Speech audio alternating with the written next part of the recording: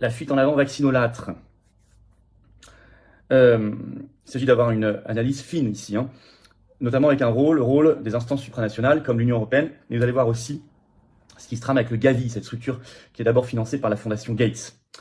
Et puis ce qui se passe dans des collèges en France, ce qui va arriver. Alors d'abord, Union européenne. Deux annonces folles cette semaine. D'abord, Union européenne Pfizer, un contrat très opaque, un nouveau contrat. On l'a su par une dépêche Reuters, là, ce 30 juin. Le titre, Pfizer vers un accord avec l'Union européenne pour les vaccins à ARN messager. Vous allez voir, ça n'a rien à voir avec les accords, les contrats si troubles, si opaques, déjà passés avec Pfizer sur le Covid. C'est pas ça. Il y a, par exemple, le titre L'usine nouvelle ce 30 juin qui a repris cette dépêche Reuters et qui a mis un chapeau que je vais vous lire pour que vous compreniez bien. Chapeau de l'article, je cite. La Commission européenne a signé un accord avec des sociétés pharmaceutiques dont Pfizer pour réserver la capacité de production de 325 millions de vaccins par an. L'Europe souhaite ainsi mieux se préparer à une future et éventuelle pandémie mondiale. Toujours ce même thème. Et cette dépêche précise que ça s'ajoute, je cite, aux accords existants pour ceux du Covid-19 entre l'Union européenne et les fabricants de vaccins, donc Pfizer. Ça s'ajoute. 325 millions par an. Je pose la question, pour qui exactement? Il n'y a plus de demande. Pourquoi? Quel débat on a eu là-dessus? Zéro, opacité totale. Quel coût, quel prix? Nous qui payons. Non. La même semaine, toujours l'Union européenne, mais cette fois le Conseil européen, le 27 juin, a émis une recommandation officielle qui est sur le site du Conseil européen. C'est très lié, vous allez voir. Hein. Le titre, vers un certificat sanitaire mondial. Ils font référence au fameux pass sanitaire mondial qu'a annoncé l'OMS il y a peu, on en a parlé sur cette chaîne. Et il est écrit dans cette recommandation du Conseil européen qu'il, je cite, encourage les États membres de l'Union européenne à suivre ce processus et à y participer, donc le pass sanitaire mondial. Et il est écrit dedans, écoutez bien, qu'il souhaite, je cite, une éventuelle extension à d'autres maladies que le Covid-19. Éventuelle extension à d'autres maladies que le Covid-19. C'est écrit sous nos yeux. Pourquoi personne n'en parle? Un pass pour d'autres maladies éventuellement que le Covid-19. C'est écrit dans la recommandation du Conseil européen. Au même moment, dans les collèges de France, vers quoi va-t-on exactement? Une obligation déguisée?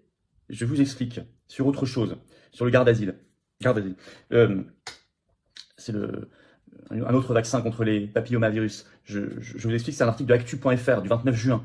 Le titre Occitanie. Pourquoi 770 000 collégiens de 5e vont être vaccinés contre les papillomavirus dans, je cite, les établissements publics et privés d'Occitanie. C'est une information qu'a fait sortir le 28 juin l'Agence régionale de santé d'Occitanie, l'ARS, notamment communiqué commun du directeur général de l'ARS, mais aussi des recteurs d'académie de Montpellier et de Toulouse. Donc là, on sent une accélération. Je rappelle que ce vaccin est recommandé pour les filles en France depuis 2007 et pour les garçons depuis 2021. Le but, maintenant, c'est beaucoup plus précis. Le but, je cite, plus de 80% de couverture vaccinale d'ici 2030, c'est-à-dire dans 7 ans. Il faut pour ça 5 doses.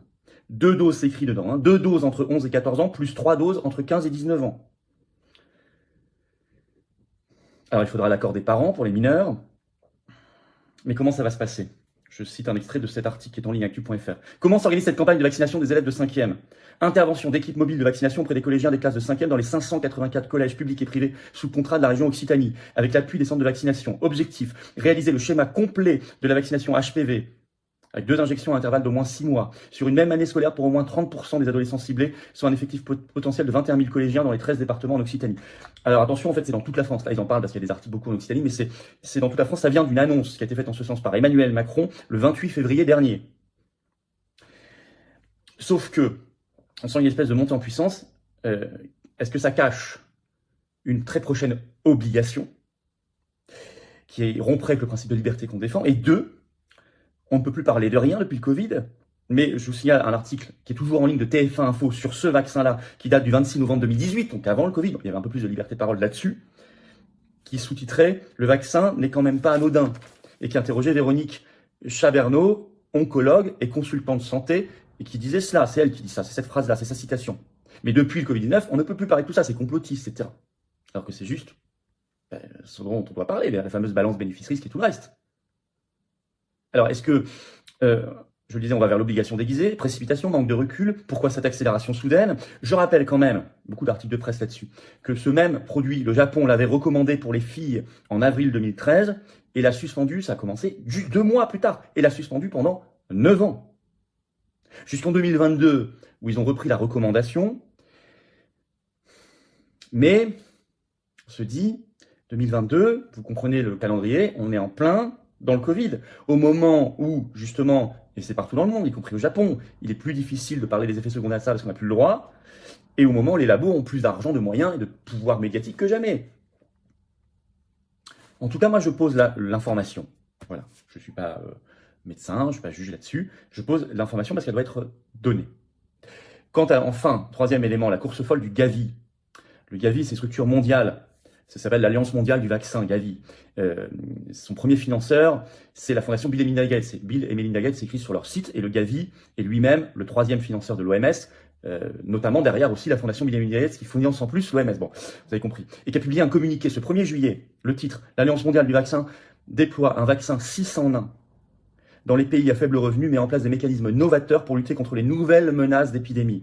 Je vous lis un extrait de ce communiqué du Gavi. Lors de sa réunion qui s'est achevée aujourd'hui, donc ce 1er juillet, le conseil d'administration de Gavi a approuvé de nouveaux investissements dans le vaccin 6 en 1 hexavalent et approuvé la longue liste de nouveaux vaccins potentiels, la longue liste, à inclure dans les futurs programmes de Gavi. Le conseil d'administration a également réaffirmé le rôle primordial de Gavi dans la préparation, la prévention et la riposte face aux pandémies. Après avoir examiné les progrès réalisés dans le cadre de l'accélérateur de fabrication des vaccins en Afrique, dispositif visant à accélérer la production de vaccins sur le continent africain. L'Afrique elle-même, dans la plupart des pays, n'a jamais été demandeuse concernant les injections pendant le Covid. Vous avez vu la mortalité en Afrique, hein, bon, très inférieure à la nôtre.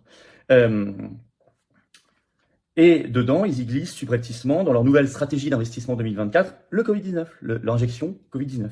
C'est écrit, je vous cite un autre extrait de ce communiqué.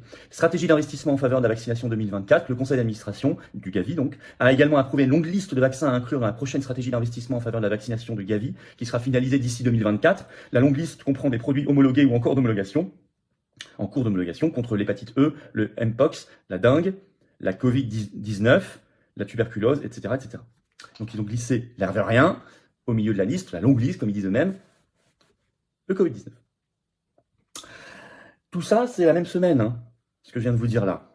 Alors, je ne suis pas très surpris parce que on est à un moment là où les grands labos, je le disais, Pfizer et d'autres, ont gagné avec le Covid-19 plus d'argent que jamais. Et donc, toute cette industrie a augmenté comme jamais sa capacité de corruption. Diffuse ou pas, parce que la corruption, c'est pas que qu'un je donne l'argent directement, une valise de billets contre quelque chose. Parfois, c'est plus subtil que ça. Ça s'appelle les conflits d'intérêts, les liens d'intérêts qui dérapent. Vous savez comment ça fonctionne. Là, ils ont les capitaux pour le faire. On voit que beaucoup, ça vient de l'Union européenne. Structure, je le disais, ultramondialiste liée à tout ça. C'est un argument supplémentaire pour le Frexit, hein, en sortir, ce qu'on défend.